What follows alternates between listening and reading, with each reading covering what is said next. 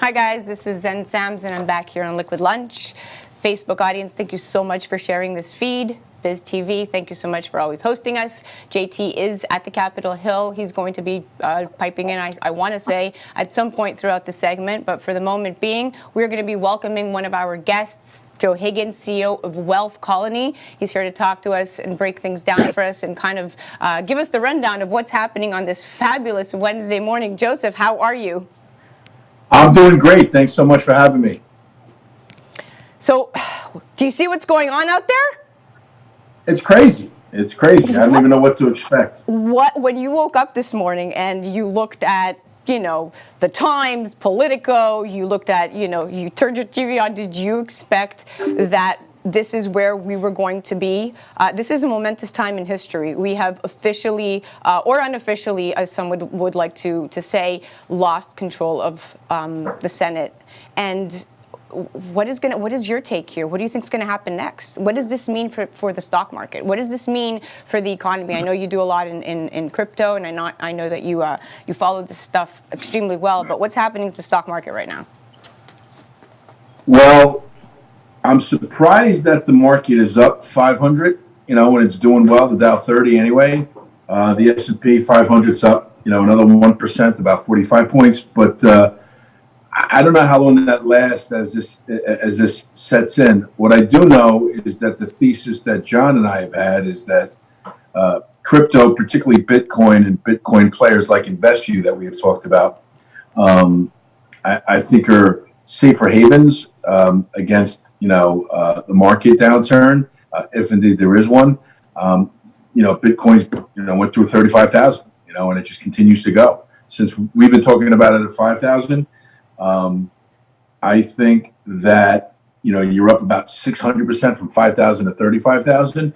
And the fact that there's more unrest politically and globally, I just think that's why you see a lot of billionaires and big corporations, adding Bitcoin to their treasury and really taking down big stakes. Wow. So quite contrary to what do I know about this stuff, right? I woke up thinking, oh my goodness, here we go again, another market, another crash, and we're going to have, it affects our economy. We need to recover. We need to come out. Anything helps. So that's a very promising remark that the market is up right now, and maybe it's because people are holding on also to the hope that today we will see firecrackers go off on the Hill and hopefully see the evidence of this voter fraud that we've all been waiting for.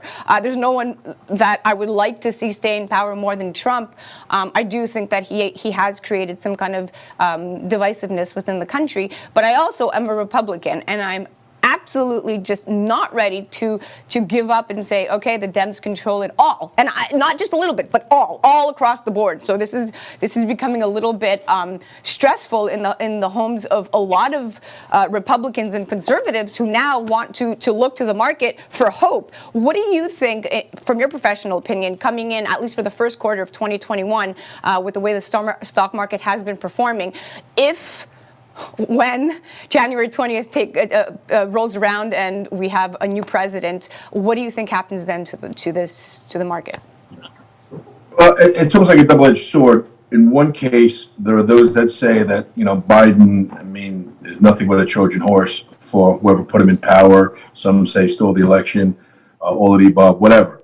But to that extent, you have Wall Street. Right, a lot of people feel Wall Street put a lot of money behind him, so that he may have looked to win some of the left-wing vote in order to get in office, or at least the people that put him there. But does he go towards the middle as far as monetary policy, and Wall Street thrives? That remains to be seen. A lot of people feel that the tax, and the policies that he will put on corporations will strangle middle America and small business. And, the economy, from that perspective, the market at least could collapse.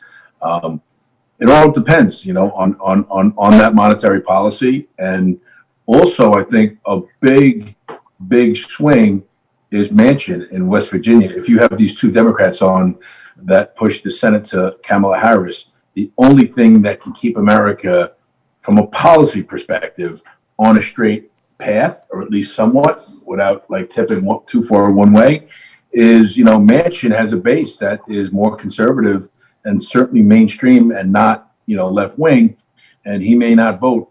And he's talked about, some of these crazy policies that he wouldn't support. So at that point, at least for the next couple of years, he may be our best hope, as a conservative. Absolutely. Look, we have about 150 Congress people really opposing the certification here. They're just livid that the lies have continued to, stack upon, and just they're mounting higher and higher. And what I fear is that, just like Rudy Giuliani said earlier this morning, we just need time. We just want to count the votes. We just want to make sure that this process was lawful, was not, controlled by Iran, China, the internet, the Dominion machine. Voter fraud is voter fraud, and it's not constitutional. It's not something that, as a democracy, whether you're a Republican or a Democrat, it's not something that anybody should swallow or digest. So if you are comfortable and you were looking for an out, then this seems like bogus to you. If you didn't like what was currently transpiring in politics and you felt that this all is not adding up and the liberals are planting things and they're controlling things, then you're out in D.C. currently right now with the other 1 million or 1.5 million by the time 4 o'clock rolls out today, supporting President Donald Trump and really advocating for the truth. And that's where we are at right now. Look, New York City has declined in population.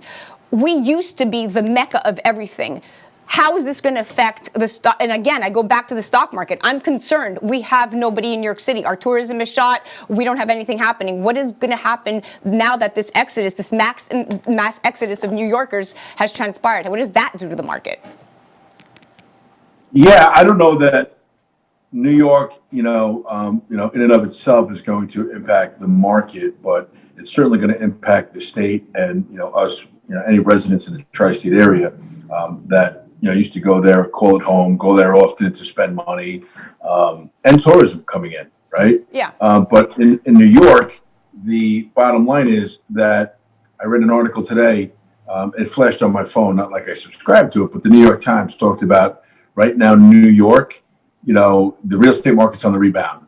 And I just look at source. It's New York Times. I'm like, yeah, it's amazing how something happens and the vaccine happens. It's amazing how impeachment didn't work. And then you got a pandemic, like immediately. Yeah. It's so, the timing is just so suspect on all of it that even if I was a rational thinking, Democrat on the other side, I'd want to say, we really should get to the bottom of this.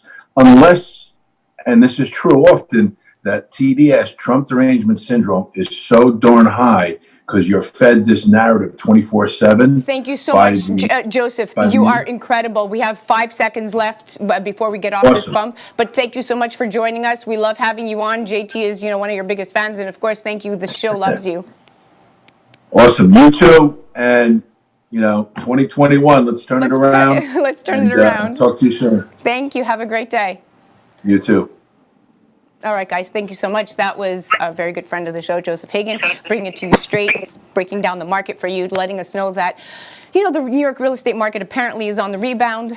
I don't necessarily believe that, especially if the Times published it. But what I did hear is that the population continues to decline, and this is going to be a problem for New York City. Why? Because we're going to end up losing 2 seats. Currently, we have 27 seats, and if we continue to decline, because population is directly correlated with when it comes to reapportionment. So if we end up losing 2 seats, that puts Florida kind of at the 27-seat mark, and we'll be below Florida. And that's because a lot of New Yorkers have left New York State and gone to Florida, to the point where Florida is saying, guys, please back away. We can't take any more people coming in. But we're going to be bringing so much more coverage. I'm hoping that Frankie joins me very soon. Frank Morano from WABC on the other side of midnight.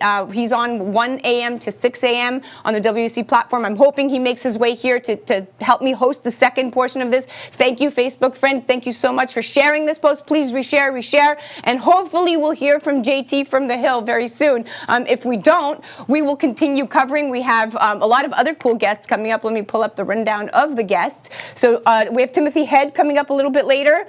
We also have Kelly Hyman. And I realize that my arm looks very weird if I do that. It's very jarring to be right here in front of you guys. But yes, we have lots of other cool guests coming on. But more importantly, this New York City population decline is irking me. And I want to understand how we get people back to this state, how we get people back into the city, how we reopen Staten Island. Of course, we have Nicole on the front lines, and thank goodness we have Militakis, but we need more politicians like her so that we reopen our economy. DeSantis has been performing exceptionally well. Florida, even though, you know, the transmission rate is high, people are okay. The bars are open, hotels are booming, the economy is great, the unemployment rate is down. They have been handling this pandemic exceptionally well. I'm going to wrap it up and be back in about 5 minutes. Thank you so much for tuning in. Please share the feed. Share the feed.